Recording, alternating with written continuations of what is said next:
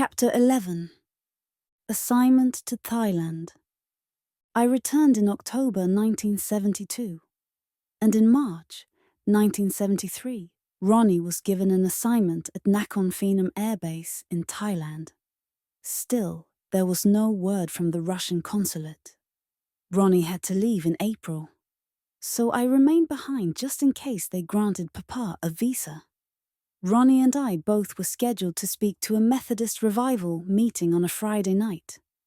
But Ronnie had to leave for Thailand before the date of the speaking appointment, and I became ill, and therefore we both had to cancel out.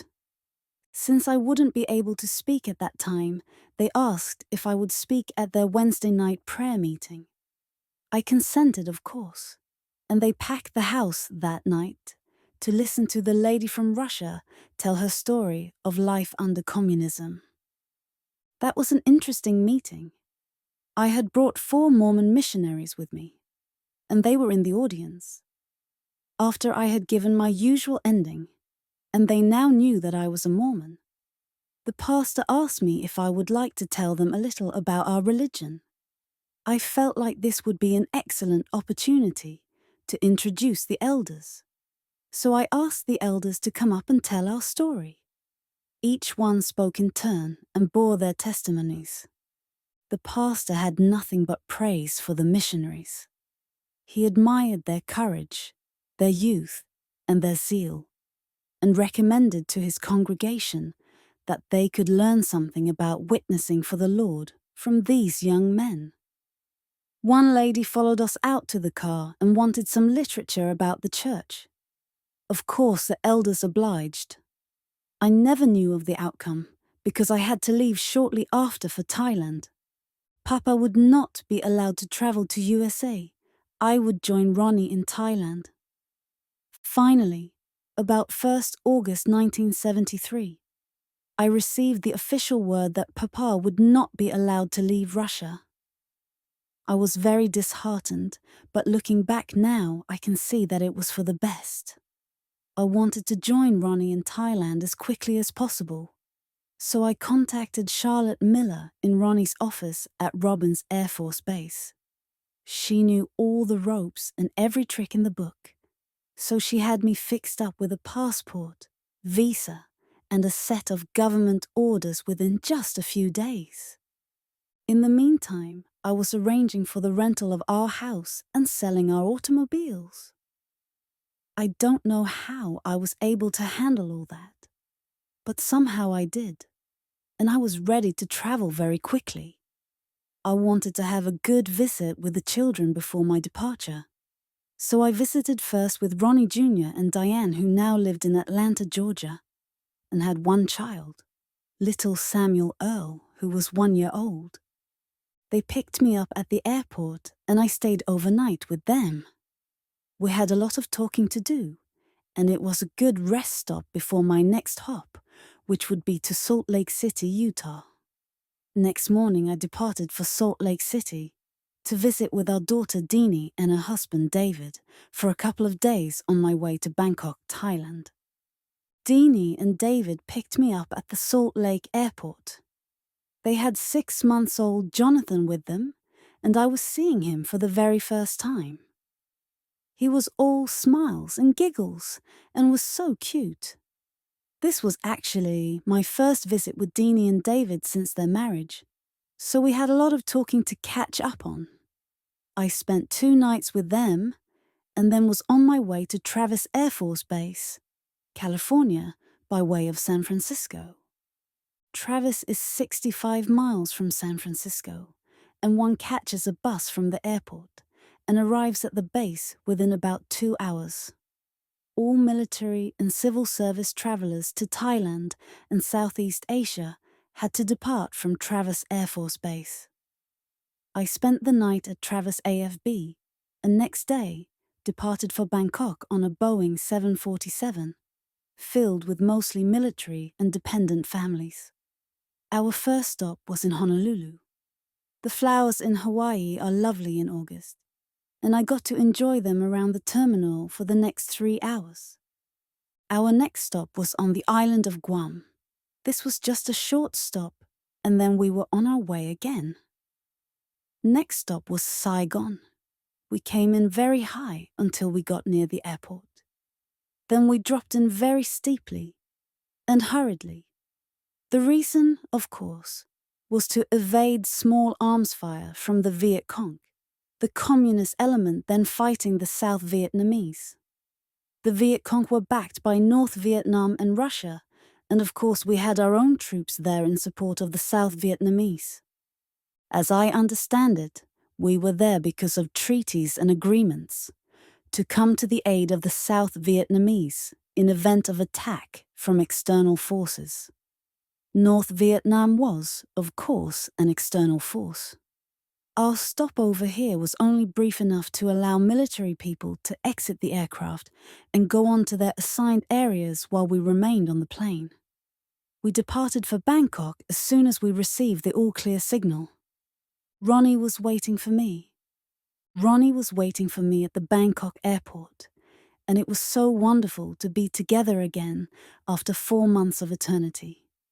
A cab took us into Bangkok, where we stayed at the Hotel Chao Phraya River, which was used by US Air Force officers as an officers' club and resort hotel. Ronnie was classified as an officer equivalent, major or lieutenant colonel, so we were authorized to stay there. We had a good time for the next 3 days before traveling on to our final destination, which was about 300 miles further north, at Nakhon Phanom, on the Mekong River. Bangkok was an unusual city, with all its beautiful Buddhist temples, and I loved the shopping, especially the jewelry shops.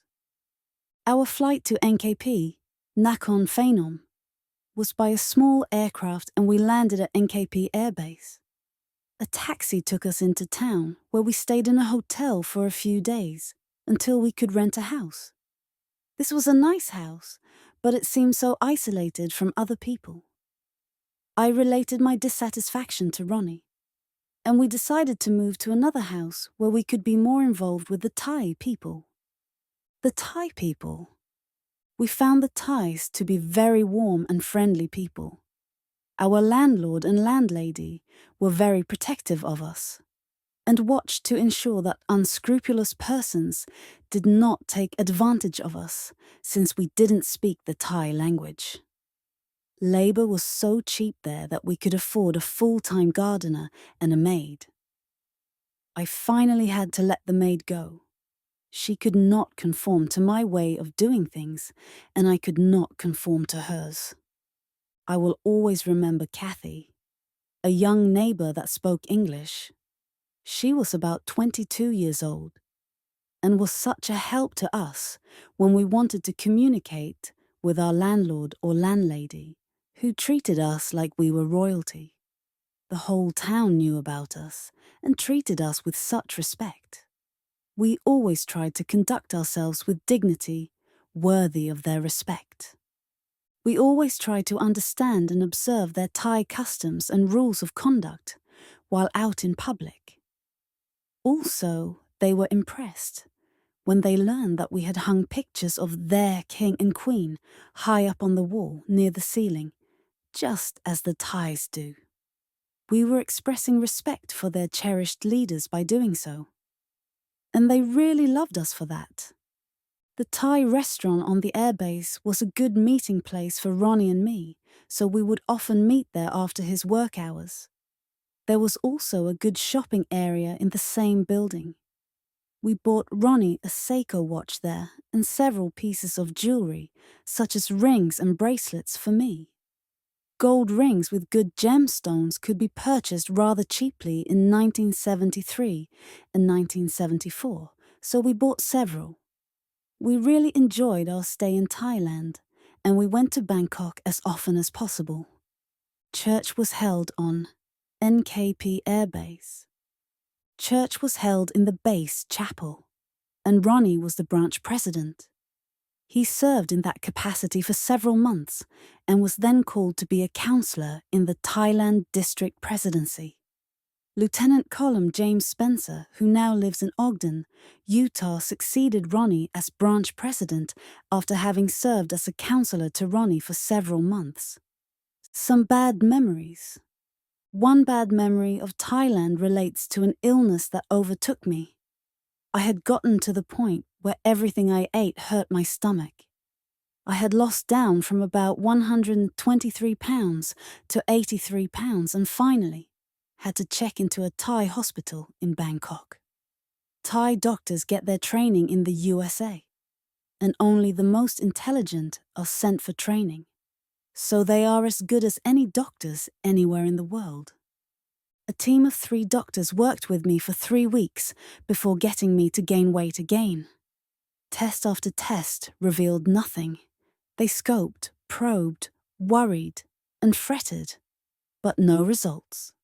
Finally, they concluded that the problem just had to be psychological and not physical. So I was taken to a lady psychologist who worked with me for several weeks.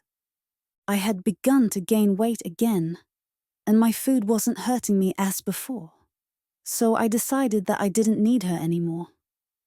In fact, I never did really need her, as I found out later from a subsequent trip to the hospital in Macon, Georgia, that my whole problem stemmed from a bowel spasm that would occur when I ate anything. I was given Bentel to control the spasm. A black doctor by the name of Benjamin Johnston found my problem. I must mention Supanika Owens. She was a Thai, married to an American by the name of Terry Owens, who worked for one of the American companies in Thailand. Terry was a high priest and served as a counselor to Ronnie in the branch presidency. Supanika had a lovely singing voice and was great company for me during the long hours I had to wait for Ronnie to get home from his job on the airbase. Supanika had lived in Bangkok before moving to NKP with Terry. Also, I wanted to say more about our friend Kathy, whom we will never forget, but I will do that later in the story. A stone's throw to the Mekong River. I failed to mention that we lived within a stone's throw of the Mekong River, which flows along the border between Laos and Thailand and empties into the South China Sea in Vietnam. We could see the Laotian soldiers on the other side of the river, and very often communist spies from Laos would be caught in NKP. Speeding gunboats could be seen almost constantly speeding up and down the river near the Laotian side. It was interesting, but we were never afraid. War over Ronnie being called back to USA. In July 1974, Ronnie received notice that since the war had ended in Vietnam, his presence in Thailand could no longer be justified. So we prepared for our trip back to the States. We really did not want to leave so early, as we had expected to be there for 2 years. Ronnie appealed to the Lord to let us stay, but after engaging in fervent prayer for some time, he received a strong impression that he must return to Georgia, and that he was being called back to serve on the Stake High Council, and that he would take charge of the genealogy and temple program for the stake. As it turned out, his impressions were 100% correct. When we arrived back in Georgia, we saw the stake president, James A. Taylor, almost immediately, and his first words to Ronnie was that they had called him back on the Stake High Council, since they knew that he was to return, and asked Ronnie if that was agreeable with him. Ronnie said, "Of course, but tell me what special assignment you have for me." President Taylor said, "We want you to take charge of the genealogy and temple program for the stake." Ronnie answered, "I thought so." We had been so happy at NKP. The Thai people were so lovely, and they were such small people in comparison to our huge American military men and women. Our military members of the church were such faithful saints, and we enjoyed working with them so much. The missionary work among the military people was excellent, and we were able to help convert and baptize about 6 military people while there. One was a female captain, and the others were male. One of them was a lieutenant colonel. While we were there in Thailand, our little 22 months old grandson Sammy underwent open heart surgery. He had suffered from leakage of the heart since birth.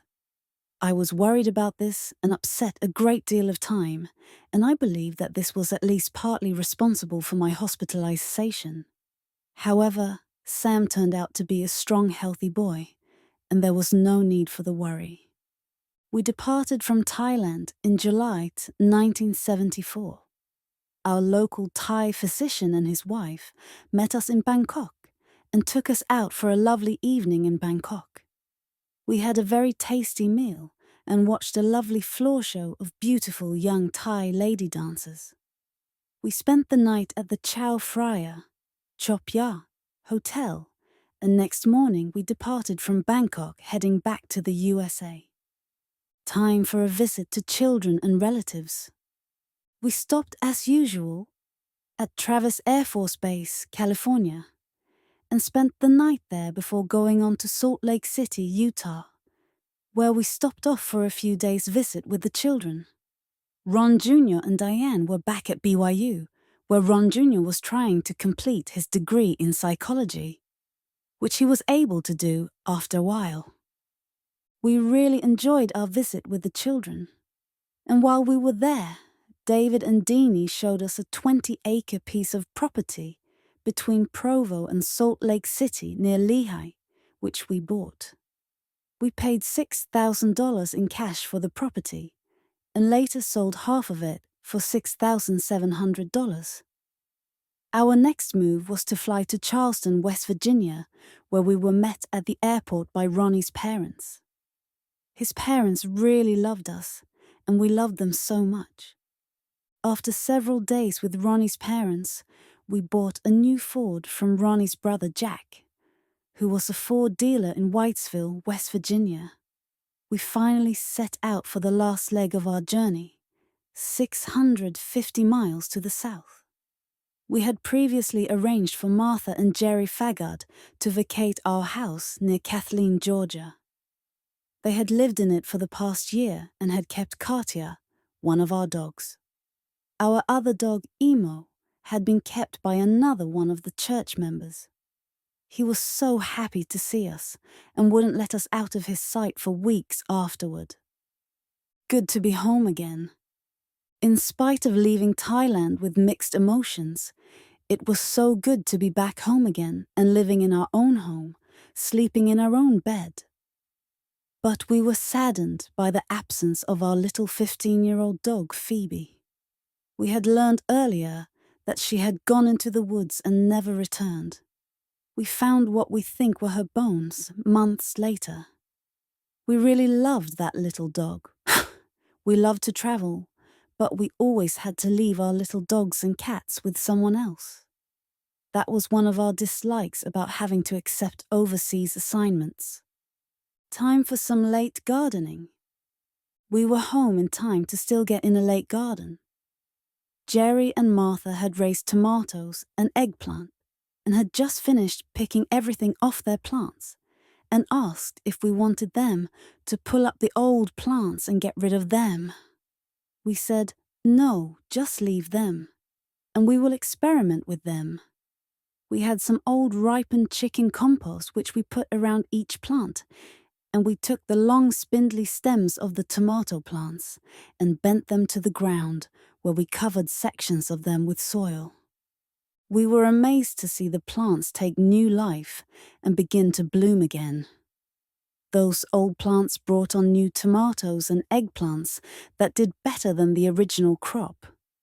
We had tomatoes until almost Christmas time, and finally had to pick the remaining green tomatoes for pickling just before the first killing frost. Our eggplants were huge and lasted right along with the tomatoes. Good to see old friends again.